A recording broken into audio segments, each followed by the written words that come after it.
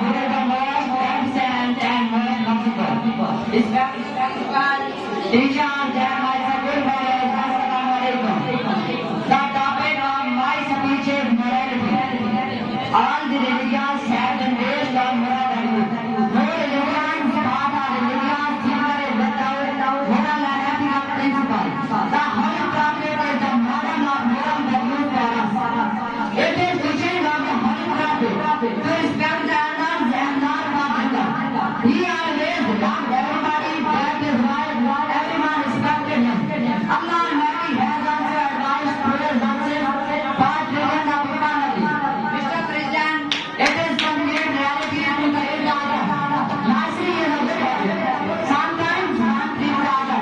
Treated nicely must not about the appreciation habit. We have the right example of the Holy Prophet. All this habit. Mr. President,